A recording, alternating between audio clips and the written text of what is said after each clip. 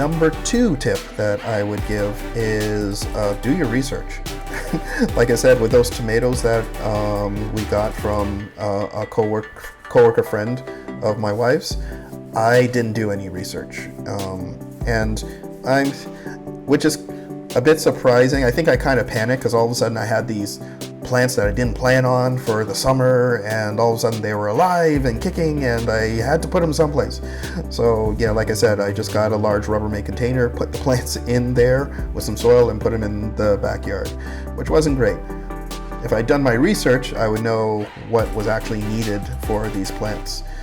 So doing your research is very important for that. And a great resource for that is, believe it or not, the Farmer's Almanac. You might have heard grandparents talking about this. There was a book. See, there's a book you still can get.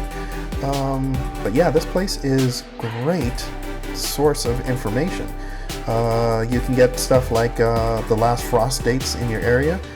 The last frost dates are the predicted last date that potentially you could get frost in your area, and that'll dictate when you can actually move your seedlings that you have started inside, or if you want to start planting directly outside, when you can safely do that without risk of frost or snow damaging your seeds or your seedlings. You can get that information. You can get information on plants themselves. Let's see if I can find something here.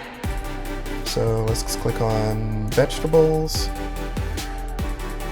This has a list of almost every vegetable you can think of and characteristics for it. So, for example, let's click on the broccoli here.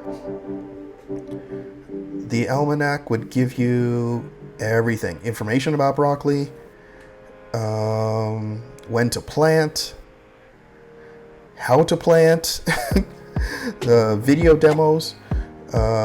This YouTube channel, I think it's called Veg Garden. It's a great source for information. This guy is based in the UK, but he's very helpful with the information that he gives. Yeah, so anyways, all different information about the broccoli. And it's not just broccoli. You can get information on other plants as well. So let's go back here. So you have vegetables, fruits, flowers, foliage, plants, trees, shrubs, house plants. They have a ton of information here. You can probably use this as your default resource for your research, but I would always advise checking out more than one source. You don't want to have one source for everything that you learn. Friends or family that are gardeners and that have had success, you can get information from them. That's really helpful as well. Check out some forums if you really want to dive into some stuff. Different university horticultural forums or whatever will have tons of information. Or just Googling information about certain plants. There's information there. So compile that information, kind of pick the sense out of nonsense, to use an old term, and go from there.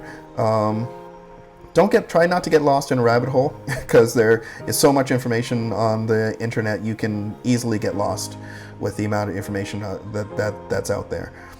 Try to keep it simple and try not to be intimidated by the information that you find.